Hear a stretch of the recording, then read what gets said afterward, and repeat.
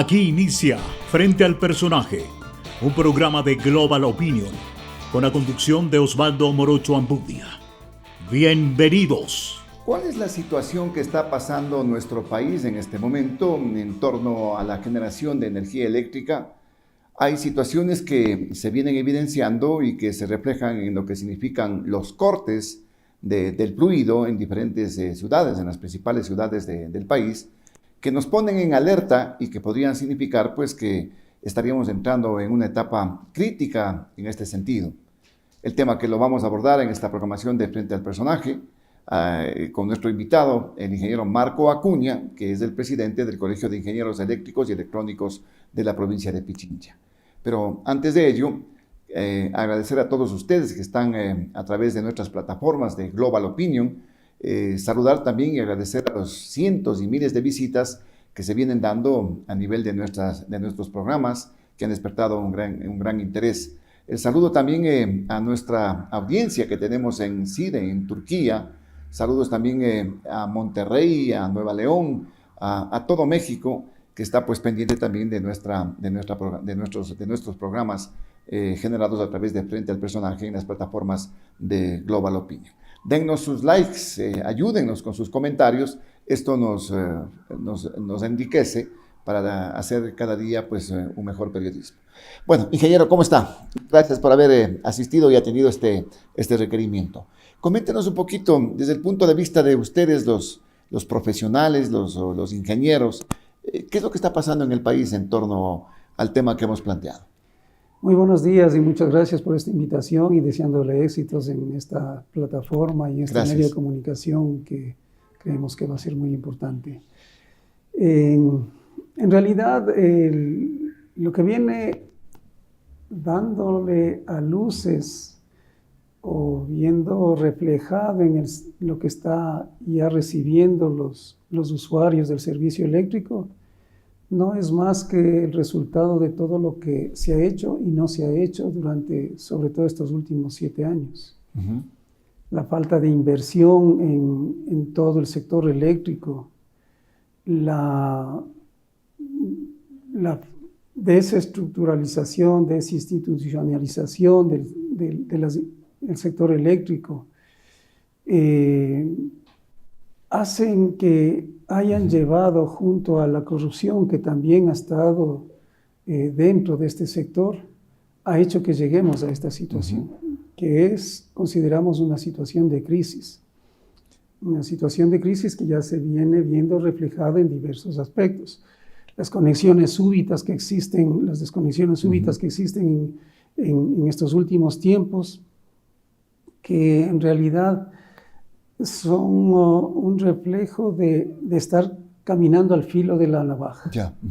Es decir, nos está pasando factura, digamos, en este caso, el hecho de que no se haya invertido, no se haya hecho mayor cosa durante 7 o 8 años en el sector eléctrico, ingeniero. Así es. A eso nos estamos refiriendo, ¿no? Es exactamente eso. O sea, hay falta de inversión en generación, falta de inversión en lo que es transmisión, subtransmisión, y eso ha hecho que la infraestructura que se generó en un momento dado ni siquiera se haya dado mantenimiento adecuado en toda esa infraestructura, y peor aún, hecho inversiones para seguir reforzando todo el sistema eléctrico. Debemos entender como un sistema, el sistema eléctrico que nos provee energía a todo el país. Es un sistema que está compuesto por diversas componentes. Uno de ellos es la generación. Y la generación, si bien en un momento dado, en el 2018, llegamos en 10 años a duplicar la capacidad instalada de generación del país de 3.700 y pico a 7.900 que fue importante esto. Megavatios. Eso nos dejaba entrever que parecía que íbamos a ser inclusive exportadores de energía, ¿no? De hecho, estuvimos exportando. Que éramos excedentarios de energía, pero es que entró a funcionar Coca-Cola, teníamos otras hidroeléctricas también que estaban funcionando al 100%. ¿Qué ha pasado en este interín de tiempo, ingeniero? El sector Acuña? eléctrico estaba regido por un plan maestro de electrificación. Ya. Y ese plan maestro de electrificación nos permitía tener un horizonte a 3, 5, 10, 15, 50 años. De tal manera de que conforme a ir cumpliendo la planificación dada, entonces obviamente cada cierto periodo se tenían que ir haciendo ajustes y se tenía que ir desarrollando. O sea, unos proyectos entraban en los preestudios, en los estudios de prefactibilidad, factibilidad, hasta llegar a su ejecución y luego, obviamente, al mantenimiento y toda la secuencia. Entonces, digamos que en el 1984 ya se sabía que tenía que construirse Masar. Eso no ocurrió por decisiones igualmente gubernamentales y recién se comenzó a construir en el gobierno de Lucio Gutiérrez. Y a partir de ahí se comenzaron a generar todo lo que un poco venía retrasado. Los retrasos en ese, sí, se comenzó a desarrollar todos esos proyectos, que fueron 8 proyectos, que han recibido muchas veces muchas críticas, pero que finalmente fueron implementados. Y son los que de alguna manera u otra han dado la energía al país. Pero dimos ese salto importante, usted lo señala, llegamos a generar como 7,000 megawatts, algo así, ¿no? Que es una cantidad apreciable. Pero de ahí nos hemos quedado prácticamente. Y la demanda crece anualmente, ingeniero. Claro, partíamos de tener una demanda de 3,800 megavatios y ahora hemos ido creciendo menos de lo que teníamos previsto en ese plan maestro. Actualmente el año pasado llegamos a prácticamente 4,600 megavatios, 4,580. De generación. De demanda. De demanda, de demanda, de lo que el país requiere. Y el mes pasado llegamos a tener 4,900 ya de demanda, o sea, sí existió un crecimiento. Sin embargo, las previsiones, de acuerdo a este plan, se tenía que deberíamos ahora estar alcanzando en el plano moderado 5,400 megavatios. Es decir, todavía estamos debajo de lo proyectado. Pero claro, si es que todo ese parque generador que llegó a alcanzar alrededor de 8,000 megavatios, no se ha hecho los mantenimientos adecuados, no se ha seguido creciendo. Eso ha originado una indisponibilidad de gran parte de estas centrales de generación, tanto en la parte de generación térmica como en la parte de generación hidroeléctrica y otros generadores. Claro. La eólica. La eólica o la termogás Machala mismo, que tiene una capacidad de más de... Pero esta tiene dificultades, ¿no? Por el tema del gas. El campo Amistad no se la puede licitar, hay mucha controversia, hay muchos problemas, y eso le impide que funcione inclusive al 100%. Exactamente. La termomachala, ¿no? La idea es de que el país tiene que tener una visión, y el gobierno y el Estado como tal debería tener una visión global de todos sus sectores.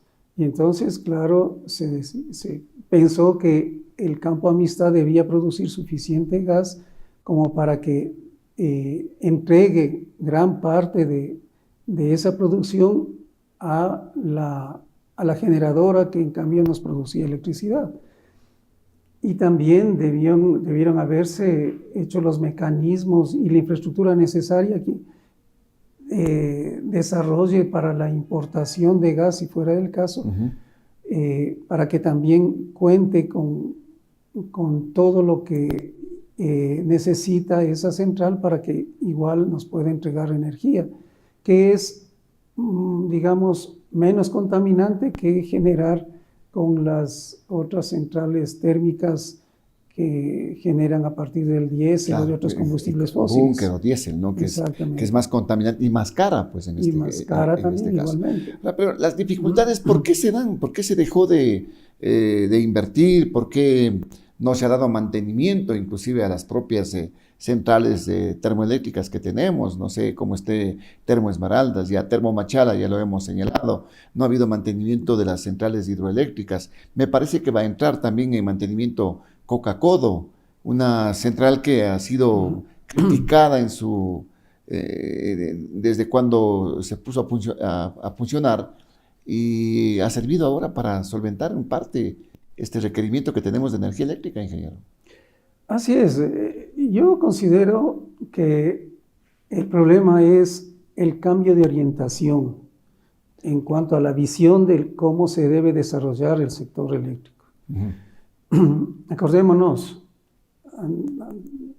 30 años, 40 años anteriormente, quien era el organismo rector del sector eléctrico era INESEL. Cuando se quiso orientar al país hacia las privatizaciones, entonces se le fraccionó totalmente al INESEL y se comenzó a tratar de privatizar justamente lo que se tenía. Y por eso es que ya no se desarrolló el proyecto Masar, y por eso es que se entró en otro tipo de procesos y orientaciones. En los años del 2008 al 2018 se retomó, un poco antes, 2007, se comenzó a retomar nuevamente el desarrollo del sector eléctrico en base de que el sector estatal sea el que tome las riendas totalmente. Ahí se construye Coca-Codo, pues, ¿no? Ahí se construyen 8 centrales de generación hidroeléctrica y bueno, se duplica el potencial eléctrico del país. Pasado este tiempo, a partir del 2018, nuevamente se mira hacia el otro lado y se dan, acordémonos de la monetización de las empresas, acordémonos luego ya se comenzó a hablar de las alianzas público-privadas, de otras fórmulas en las cuales se orienta y se cambiaron leyes, se cambiaron a través de decretos, disposiciones, leyes y reglamentos para orientar. Se cambia la ley de electrificación para orientar a que el sector privado sea el que asuma y haga toda la nueva infraestructura a través de estos diferentes mecanismos. Se han dado algunas concesiones, se programó un paquete de 500 megavatios en diferentes proyectos, se desarrolló, acordémonos que inclusive se intentó de alguna manera privatizar lo que es Sopladora, y era un proyecto que estaba funcionando. En funcionamiento. Exactamente. Y luego se terminó haciendo la concesión de El Aromo como un proyecto fotovoltaico, de Villonaco 3 como proyecto eólico, y del sistema en Galápagos igual, Galápagos. ¿no? También hay una concesión que se hizo casi al último de la gestión del señor Lasso, ¿no?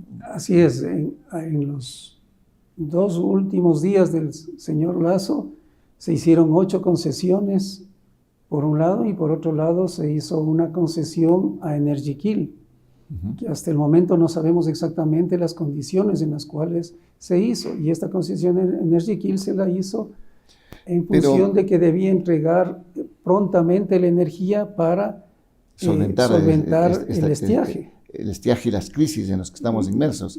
Ahora, pero ¿no es importante este tema de las alianzas público-privadas, ingeniero, para desarrollar este tipo de proyectos que tenemos, o para solventar ese tema de la crisis? ¿Qué puede significar que tengamos al sector privado inmerso dentro de la generación de la energía eléctrica? No es que está mal, y de hecho el sector privado ha tenido participación, sino que se quiere... Vea lo que pasa en Colombia, por ejemplo. La mayor generación, o quizás un gran porcentaje de la generación, lo hacen el sector privado. A nivel mundial hay digamos, diversas opiniones y diversos criterios sobre la participación estatal y la participación privada en general dentro de los sectores estratégicos, y particularmente dentro del sector eléctrico. Y no es que lo uno esté mal o lo otro esté mal, o lo uno esté bien y lo otro esté bien. Yo creo que deben convivir. llegar a un punto de equilibrio en el cual se posibilite la participación privada, pero deben hacerse en condiciones adecuadas, tanto para ese sector como para, a la final, el cliente final, que es el que recibe de todas maneras del Estado los servicios públicos que debe ser servido. Que tenga de pronto otra visión, ¿no? Que no solamente se piense en la privatización, que de pronto puede significar incremento en el servicio eléctrico, en la tarifa del kilovatio hora. Claro, hay que dimensionar también las cosas. O sea, si nosotros tenemos una capacidad instalada que es del Estado de 7.900 megavatios y venimos con una central o con todo este paquete de 500 megavatios a ser estrictamente dirigido por la parte privada, y se quiere encaminar que esa parte que llegaría a ser un 6% quizás, deba manejar todos los recursos de todo el sector eléctrico. No, pues no. Entonces, no tiene parangón en ese exacto, en ese es que justamente el modo como se conduce a eso es lo que puede producir graves perjuicios al Estado y a la población. ¿Esto habrá sido un tema intencional de pronto con los gobiernos que precedieron, con el actual gobierno? Yo creo que llegar a ese nivel de ponernos en crisis para posibilitar este hecho, ingeniero. Justamente es lo que en los últimos días del anterior ministro daba a entender eso, ¿no? Santos, ¿no? Él quería privatizar todo. Produzcamos la crisis y entonces ahí podemos a río revuelto, que es prácticamente lo que se estuvo haciendo. Acordémonos de cuál es la solución que planteó el señor Santos para Coca-Cola. Entregarles a los chinos nuevamente. Entregarles a los chinos para que ahí sí ellos arreglen lo que el país debe exigir a los chinos, que arreglen y solucionen los problemas que tiene Coca-Cola Sinclair. Y no en cambio decirles, no, sí, les devolvemos a precio de costo el proyecto, arreglen y ahí sí generen el 30% de energía del país al precio, y nos venden la energía al país al precio que ellos quisieran. Tomando en cuenta que el costo de la energía hidroeléctrica es de 1 centavo la generación, ¿no? Es 1 centavo. Sí, bueno, se estima que Coca-Cola, o sea, entre soplador, las diferentes, no es un costo determinado en las diferentes centrales hidroeléctricas, pero sí se maneja costos de 1, 2, 4 centavos el kilovatio hora. Hace falta también que dentro de los costos se estime y se determine los costos de la inversión, que es lo que normalmente no se ha hecho, y que el país lo debería hacer para que comience a ser autosustentable el sector eléctrico. El sector eléctrico es un sector productivo, es un sector que produce al país. Mire, en otros países, en otras regiones, ahora nosotros estamos recibiendo de Colombia a 64 centavos el kilovatio hora. Es carísimo, ¿no? Cuando Coca-Cola nos entrega, digamos que a 4 centavos el kilovatio hora. Máximo 5 centavos. Entonces, ¿qué significa eso? O sea, ¿cuánto es lo que está perdiendo el país? El país en el año pasado ha tenido que erogar como 300 millones de dólares por la importación de energía, más otros 350 millones en obras emergentes para que nos... Oiga, y ya hubiésemos hecho, ya hubiesen terminado Toachi Pilatón. Claro. O sea, 350 millones para importar energía el año anterior. Así es lo que se gastó. Y seguimos. La semana pasada teníamos un cálculo de 20 millones semanales que estábamos...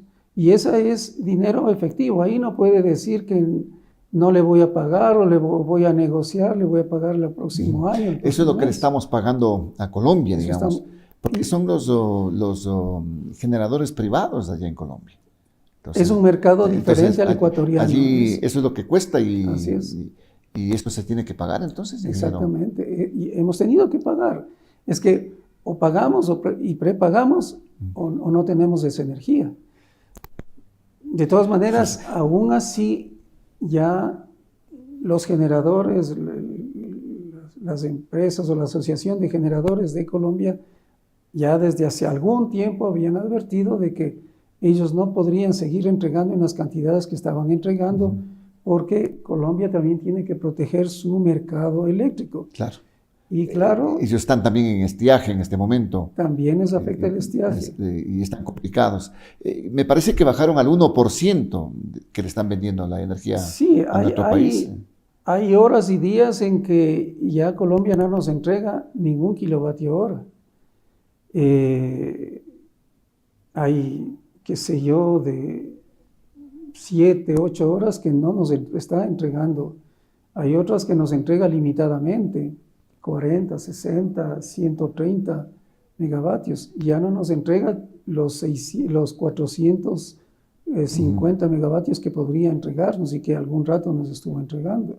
Entonces, eso hace que estemos en una época mucho más crítica. Claro. Usted decía, al inicio nos decía, es que estamos entrando al filo de la navaja, prácticamente. ¿Eso es lo que está pasando en el país en este momento? Estamos caminando. Es decir, que podríamos hablar de que se vienen los cortes, si es que no medio otra cosa, si es que no cambia el tema del clima, si es que se dan lluvias, no sé. ¿Qué puede pasar, ingeniero Acuña? Ahorita estamos así, no sabemos qué pueda pasar, porque tenemos la limitación de Colombia que ya el año 2022 ya tuvimos problemas y eso fue lo que salvó los apagones. El año 2022 ya se tuvo una primera imagen de crisis. Una primera entrega de Colombia. Y ahí ya tuvimos que importar una buena cantidad de energía desde Colombia para evitar los apagones. El año 2023 ya tuvimos apagones, inclusive con la entrega de energía de Colombia. De Colombia, ajá. Ahora tenemos limitada entrega de energía y no termina de ponerse a punto todas las centrales térmicas que deberían entrar.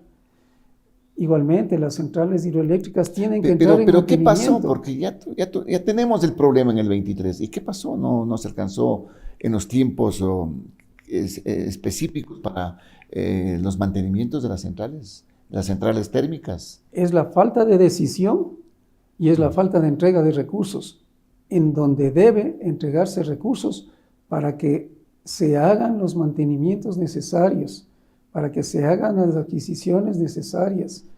Y si eso no se hace, entonces cada vez estamos entrando en un mayor estado de crisis. Entonces, y sí, o sea, como decía, los apagones así momentáneos que realmente se deben más a la parte de operación, en transmisión, en subtransmisión, pero eso también tiene que ver la parte de generación, porque a las empresas encargadas les permite menos flexibilidad en el manejo de todo este gran sistema que es el sistema eléctrico nacional. Es decir, si yo acá tengo que ponerle a completa carga a un generador para poder tener o digamos garantizar la demanda total, pero yo no tengo la suficiente fortaleza en algún punto para que de esa manera pueda abastecer a ese sector, entonces entro en problemas. Y claro, eso origina estos apagones momentáneos que no sabemos cuánto puede durar. ¿Podemos hablar de apagones o de suspensión del servicio? ¿Cuál es la diferencia? Porque eso es lo que nos dice la ministra. No es que van a haber apagones, sino que es una suspensión no programada. ¿Cómo nos quieren, cómo quieren interpretarnos en este tema? A veces nos podemos, no sé, disfrazar, esconder, algo así, en ciertos términos, ¿sí? Lo cierto es que puede llamarse apagón o suspensión no programada o suspensión programada, pero lo fundamental es que la población no tiene el servicio eléctrico adecuado y podría producirse con mayor gravedad esto porque si no contamos, ejemplo, los reservorios que tenemos de energía, que son a través del agua en los reservorios del sistema Paute. Los embalses, ¿no? Los embalses en este caso. Exactamente, Mazara, Malusa. Son las reservas de energía que tenemos para ir manejándole de alguna manera y poder, de acuerdo a eso, ir suministrando la energía al país. Estas reservas de estos embalses están prácticamente en sus mínimos. Mazar estaba ya en un nivel crítico, o sea, estaba apenas a 18 centímetros sobre la cota mínima. Entonces, esto, como le digo, dificulta el manejo de quienes tienen a cargo el control de la energía, ¿no? Amalusa también cada vez está entrando en niveles que ya pueden ser críticos. Entonces, esto significa que si llega un momento en que no hay suficiente cantidad de lluvia y no tenemos el respaldo de energía de Colombia y no están funcionando las térmicas, térmicas todas claro. las térmicas como deberían estar funcionando, entonces, como alguien lo decía, es la tormenta perfecta. Y si tampoco, por otro lado, hacemos una real campaña de eficiencia y ahorro energético a nivel de todo el país, que no por ocultar este estado en el que estamos, yo creo que todos deberíamos ya contribuir en disminuir los consumos, asociado a que, claro, por el calentamiento global, ahora tenemos más consumo en estos días, sobre todo. Claro, lo que se manifiesta más calor y Exacto. se utiliza más el aire acondicionado, otros elementos también que suman. Pero había que estar a la par, pues, hacer las inversiones, generar la energía que requiere el país. Eso no iba a quedar estático allí. Permanentemente hay más demanda, digamos, en este aspecto. Lamentablemente los 3 últimos gobiernos no lo han hecho así, ¿no? O sea, y por eso yo sí digo que hay que mirar, o sea, cuando hay una orientación y hay otra orientación en la que solo queremos encaminar hacia un lado y que solo lo privado ¿nos está debe pasando ser, el tema ideológico, dice usted? Yo creo que tiene que ver, porque, o sea, ¿quiénes dan las directrices? ¿Qué es una directriz de política energética? Si la política energética la encaminamos de una manera y la política energética la encaminamos de otra manera, y de esta otra manera no hemos incorporado prácticamente ningún megavatio. Los únicos megavatios que se han incorporado han sido los 49 megavatios de Ayuriquín, ¿sí? Que parte del Toachi y Pilatón. Y alguno que otro sistema, pero que es mínimo, o sea, los sistemas, el sector algunos privado sistemas privados aportará también en este caso está para el tema de la crisis. poco a poco comenzando a desarrollar, pero veamos cuánto es lo que ha aportado. Por un lado se hace 1 megavatio, 3 megavatios, 10 megavatios. Es que también hay problemas de la ley, ¿no? Al sector privado no le permiten generar más allá de un volumen específico. Ya se han hecho un sinnúmero de reformas, tanto para autogeneración, para que se vaya incorporando lo que significa la generación distribuida, y hay diferentes mecanismos en las leyes. Justamente estas leyes han posibilitado un sinnúmero de mecanismos que han sido la apertura, y eso no está mal. Está bien que se dé esa apertura y todo eso. El problema son las condiciones, con las condiciones en las que se le otorga al sector privado y también las condiciones en las cuales se determina el ejercicio para el desarrollo desde el sector público. Claro. Ahí hay los proyectos, igual el proyecto Santiago. Que están esperando, digamos. En este caso. Que están ahí. Hay los estudios, hay todo, ¿no? Están en las diferentes etapas de desarrollo. Y lo procedente es que se tome esos proyectos que existen ahí encarpetados para que se vayan realmente haciendo los estudios en cada uno de los niveles, como decía, de prefactibilidad, factibilidad, estudios definitivos, etcétera. Entonces, de tal manera de que vayan encontrando nuevamente un derrotero y una ruta, y que sepamos que se retome el Plan Nacional de Electrificación. Se retome el plan. Porque en ese plan me parece que están todos estos proyectos, ¿no? Así es. Que se pueden desarrollar. Así es. Lamentablemente en los últimos gobiernos lo que se ha hecho es, como quien dice, patear el tablero más adelante. Lo que estaba programado para el 2020 ya se le dijo que ya no alcanzamos al 2020, será el 2024. Y si ya vemos que se nos viene el tiempo encima, entonces le decimos 2027. Entonces... Bueno, se generan intereses también en ese sentido, ¿no? Y aquí se ha indicado el tema de pronto de que el sector privado asuma con las debidas consecuencias en este aspecto. Y también de pronto las barcazas, pues, ingeniero. Ya estarán casi listas las barcazas, porque en la crisis anterior ya nos tenían prácticamente ya en el Golfo de Guayaquil. Nos decían que nos tenían en el Golfo de Guayaquil. Claro, ya estaban prácticamente listas las barcazas. Sin embargo, y esto es generación cara, ¿no? Ahí está Energiquil, que hasta el día de hoy no nos genera 1 megavatio, ¿no? 1 kilovatio. Y esa era la orientación hacia las barcazas. ¿Estarán esperando el momento apropiado de pronto? Yo no sé, o sea, no tenemos ahí con exactitud los términos de esos contratos, ¿no? Entonces, ahí hay unas zonas oscuras en las cuales justamente se dan y se prestan para muchas cosas. Acordémonos que las barcazas que fueron instaladas originalmente en época de Pérez Cordero, en estas épocas de estiaje que se provocaron, digamos, de falta de energía que se provocaron, aún ahora tienen repercusiones con demandas al Estado, de tal manera de que el Estado, según esa demanda, debería pagar energía que nunca recibió, pero que la empresa esta... Claro, porque se firmó el contrato. Reclama, reclama por esa energía. ¿no? Entonces, cuando el país ya tenía energía más que suficiente.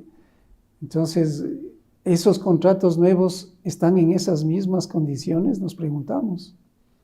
Entonces, o esos nuevos contratos también condicionan a que todos los recursos del sistema eléctrico que genera vayan simplemente a un sector en el cual va a tener un manejo que no sabemos si va o no a caer en esas garras de la corrupción. Y eso es lo que no se conoce, ¿no? En el sentido de, bueno, que cómo están esos contratos, que mismo está sucediendo en ese aspecto.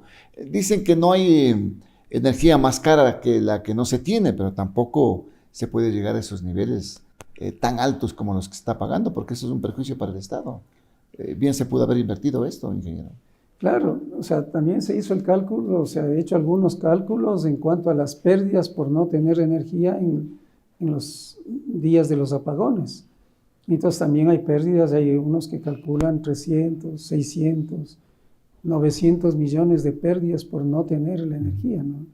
Por suspensiones laborales y una serie de cuestiones que son concomitantes. El sector productivo se ve afectado directamente. Que son concomitantes a eso, ¿no? O sea, todos nos vemos afectados, desde el ama de casa, el sector productivo, el sector estatal, los hospitales, o sea, todo se va afectado. O sea, cada vez somos más dependientes de la energía eléctrica. Y el rato que nos hace falta... Entonces, es que el mundo está cambiando, está buscando energías más limpias. ¿Cómo podemos hablar acá en nuestro medio de este tema del cambio de la matriz energética, que en su momento ya se intentó? Vea que llegaron las cocinas de inducción. ¿Qué hubiese pasado si estábamos con cocinas de inducción? La demanda se incrementa mucho más, los cortes se vienen y cómo funcionan. Pero ¿es factible o no es factible hablar de un cambio de matriz energética acá en el país? ¿Cómo estamos en las actuales circunstancias? El Ecuador es privilegiado en tener energía y fuentes de energía, y la mayor parte son justamente fuentes de energía renovables. De hecho, el país ha habido momentos en que ha tenido 95% de generación renovable. Esto se produjo justamente con el incremento de las hidroeléctricas y todo el tema. Actualmente nosotros normalmente estamos alrededor entre el 73 y 85% de toda la producción de energía es renovable, en base fundamentalmente a las hidroeléctricas. Entonces, sí se logró ese cambio. El país era uno de los 10 países en el mundo que tenía ese privilegio. O sea que ya lo logró. El hecho de... ¿Se refiere a las cocinas de inducción? No, ¿O al cambio de la matriz energética? La matriz energética de producción de energía. Es decir, que se llegó a tener el 95, 96% de todo lo que se estaba generando en el país era de energía renovable.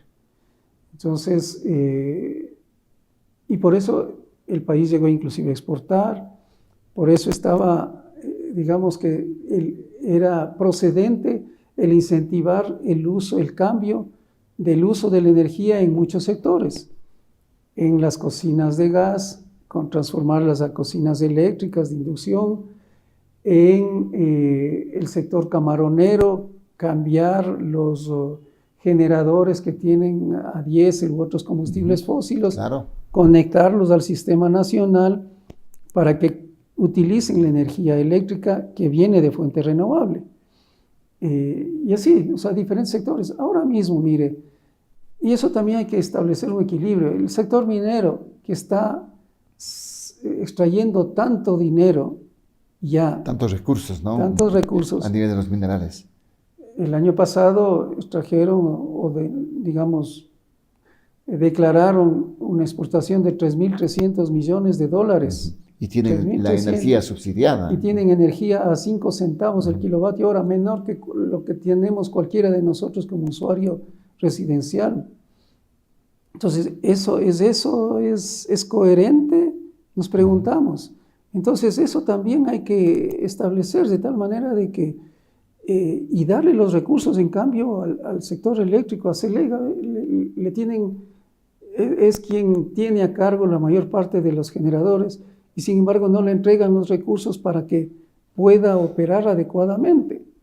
Entonces, los colegas nuestros técnicos ahí en CELEG a veces se desesperan porque ven la realidad, están palpando esa realidad, proponen, indican a las autoridades lo que se debe hacer y no hay respuesta.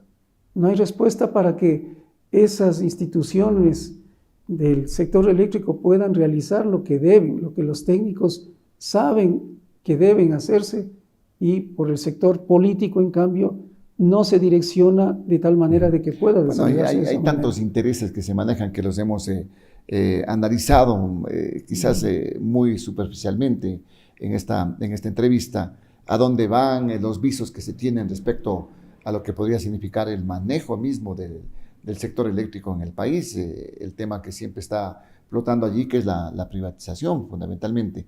Pero si quisiera hacer en contexto, un diagnóstico, ¿usted cómo lo calificaría lo que está pasando en este momento en el país? En este momento en el país vemos, o sea, que nuevamente no se está resolviendo la crisis que tenemos. No se está afrontando de manera adecuada porque debería adoptarse todas las medidas necesarias. O sea, debe entregarse al sector eléctrico los recursos. Otra cosa que ha afectado al sector eléctrico es que no han existido en la dirección de las empresas que están a cargo de este sector los profesionales adecuados. Hemos tenido profesionales de cualquier naturaleza que por intereses políticos han estado, y algunos todavía están, dirigiendo los sectores que manejan la energía en el país. Y obviamente ahí no pueden tomar las mejores decisiones, porque o no hay los conocimientos o no hay el debido direccionamiento, no hay la visión necesaria para hacer lo que se tiene que hacer. Las instituciones, igualmente, tenemos, ustedes, o sea, recientemente a las instituciones, digamos, a las empresas más importantes como CELEG, como la CENEL, se les desvinculó de lo que era los EMCO. Recursos, ¿no? No, se desvinculó como organización de lo que era EMCO, porque EMCO finalmente fracasó. Imagínense lo que pasaba en la EMCO, justamente, ¿no? Atravesó temas de corrupción, todo el tema de de corrupción, esos manejos que se dieron. Exacto, entonces Y eso está ahí, ¿no? O sea, y todavía, o sea, está en el limbo, todas esas cosas que toda esa gente que manejó y que ha producido justamente toda esta crisis que tenemos ahora, bien, gracias, ¿no? O sea, yo le decía, el diagnóstico, ¿estamos en una situación crítica? Estamos en una situación crítica y se deben entregar los recursos necesarios al sector eléctrico para que comience a disminuir el efecto que podríamos tener para después. Recursos en los mantenimientos. Ahora mismo Coca-Cola Sinclair debería estar ya hoy día, claro, digamos, a partir del entraba. 6 de febrero debería haber entrado en el mantenimiento. Programado, ¿no? Programado. Y ahorita ya se comienza a forzar el funcionamiento de esta central. Y claro, porque no tenemos otra fuente que pueda compensar en esa magnitud.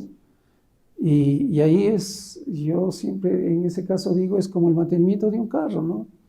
Cuando ya no le hacemos el cambio de aceite, ya no le hacemos los mantenimientos y le seguimos andando y le seguimos andando, ¿qué es lo que nos espera? ¿Puede colapsar Coca-Cola si es que no entra en este mantenimiento? Si es que no hace mantenimiento y seguramente se va a decir que porque estuvo mal construido, pero es que debería hacerse el mantenimiento y si le hace el mantenimiento adecuado, entonces ahí sí tendría los argumentos para decir lo contrario, ¿no?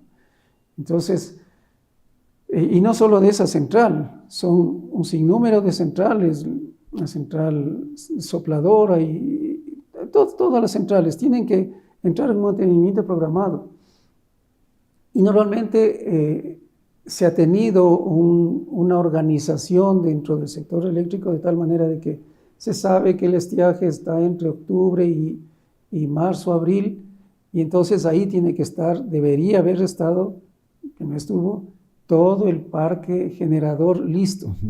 Y en las épocas de no estiaje, es decir, entre abril y agosto, deberían hacerse todos los mantenimientos programados alternativamente en las diferentes centrales. De no mediar, bueno, San Pedrito es hincha del Ecuador, ¿no, ingeniero? Y a eso se resumía el accionar del exministro Santos, ¿no? Que pedirle a Diosito que San Pedrito haga llover en el Ecuador.